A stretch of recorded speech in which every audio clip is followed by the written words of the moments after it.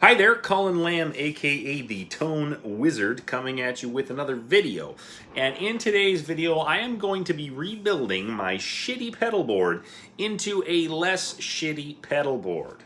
Now, first things first, let's take a look at my shitty pedal board.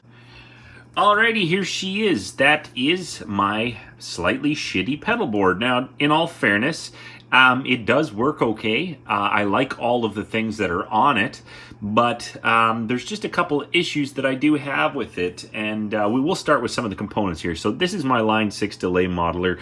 I love that pedal, but it is fucking massive. Like, it's huge, it's heavy, and it needs its own special power supply, which is under there, that weighs quite a bit. I would say that this and its power supply probably weigh more than everything else I have on the board there. So I'm going to change that off.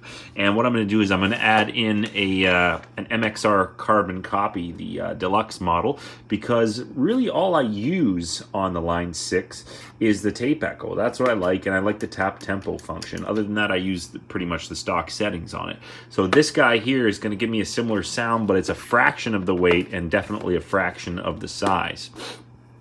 Now, the second thing I want to change out in the board is the old blues driver, which I've had for a very long time.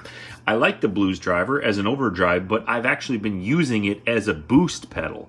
And of course, it's not a boost pedal. I use it with the level set to the middle there, which is just the normal kind of output with the tone somewhere, depending what I'm doing. And then I turn the gain all the way down. And what it does is it just breaks up my clean signal, my clean sound, and gives it a little more sort of dirt and sort of interesting texture. And what I'm going to do to replace that is I'm going to pull in this Spark booster here, which I also just picked up today.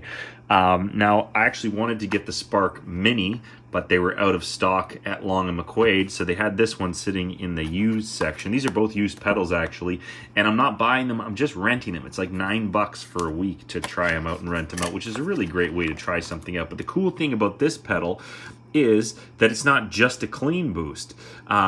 It'll, in the middle setting there, I don't know if you can see that in there, in the middle setting, it'll do clean, and then you got a 20 decibel boost, so it just gives your sound a little more juice, a little more flavor, and then it also has a fat mode and a mid mode, which I presume are more similar to an overdrive. I haven't plugged in and haven't tried it out, but I do want to boost that signal, just break it up without overdriving it, and that's what an overdrive is going to do. So I'm hoping this can kind of do the job I want it to do, which is a clean boost, and do the job that this guy does here, maybe with a little less sort of, bee's nest sound. So those are going to go on, and these two are going to come off. Now, the other issues that I have with the board that are really simple to see is that I've got daisy chains connected to daisy chains. I've got zip ties holding things into place. Some of these Velcros aren't working. I've actually got the power supply sitting up underneath because it's hooked into this crappy little power cord that I have here. Now, I'm going to be honest with you. I was about 8 out of 10 drunk when I made this thing. And, upon reflection, I do have to say that I probably would not have made love to my fiance in that state. And so why I thought that I could go and make a pedal board in that condition is truthfully beyond me. I think if you cannot please a woman in the state you're in, you should not attempt to please your guitar in that order, not necessarily. So what I'm going to do is I'm going to strip the board down. I'm going to get all those cables chopped off of there, and I'm going to put my new elements on and get rid of these guys. Put them in the cupboard, or maybe I'll make another pedal board with that stuff on it. We'll see what happens, but I'm going to do that, and I'll be right back.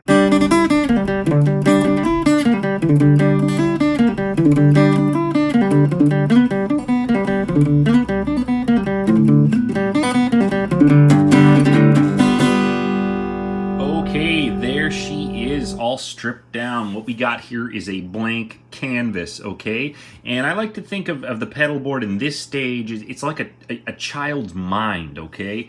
And how it turns out and how it ends up is completely dependent upon what we put into it and how we nurture it and how we go about making this thing, okay? If we put care into it, if we put quality components into it, it's going to sound great, it's going to perform great, and it's going to be a happy pedal board, okay? And I think that's where I went wrong with the last pedal board, okay? I think I didn't take my time.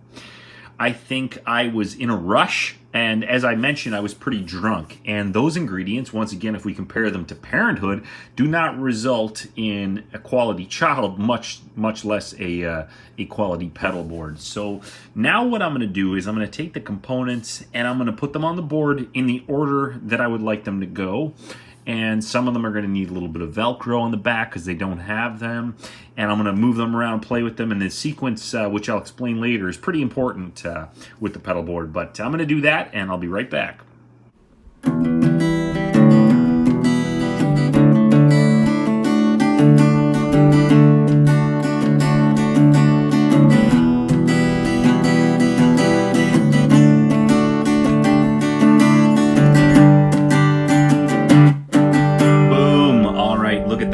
Already looking a lot cleaner. There's space on the board. Things look organized. Everything is going to be super easy to access, which is one of the problems I was having before with that huge ass line 6 on there, is that, you know, I kind of had to step over it to get to my phaser, and nothing should get in the way of you in a good phase. But anyways, I put the pedal board, the pedals on the board in the order that I think is best. I'm going to have the tuner pedal up here, which obviously powers the rest of the pedal.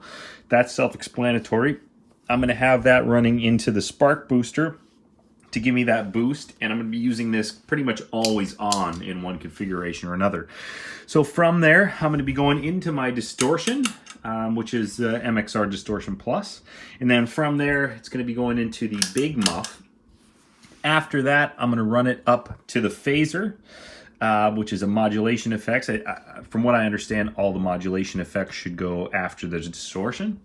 And it's going to come out of the Clone Theory, the chorus pedal there, and I'm going to bring it down to the delay, because delay should be last in the chain, because you want to delay the totally affected signal instead of delaying a signal before it gets modulated or distorted, from what I understand. But this is looking much cleaner. I'm very proud of what this child is becoming. And I've even, I don't know why, but somebody had some female Velcro on this. I guess they had the male Velcro on the board, which I have frankly never heard of. You know, maybe I've got it backwards, actually. I always thought that you should have, oh shit. I have just realized that I have been doing things backwards. Mind you, the Pedaltrain, when I bought it, it only came, no, it came with both. I am a moron. I admit it. But anyways, that's what we're doing. We're in this far. We can't turn back. So I've got everything more or less on there. And I think I've fixed the power issue. A, I don't have that line 6 power thing under there, friggin' weighing the whole pedal board down.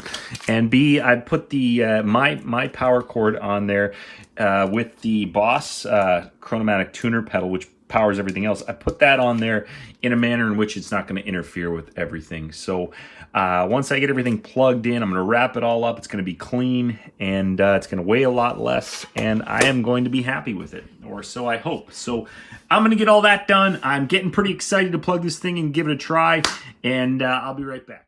This is gonna be the greatest pedal board in the world. It's gonna blow the titties right off the chests of sexy boys and girls. I can't wait to plug it in. I'm gonna rip a nasty solo, and my neighbors are gonna hear the nasty solo, the solo.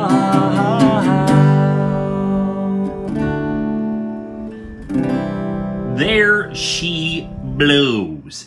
There is my new pedal board. I'm really happy with the way it turned out. It's very clean. It's lighter. It's going to be a lot easier for me to access all of the pedals without accidentally turning another one on or what have you. But I'm really happy with this. It's cleaner. The cables are tucked away.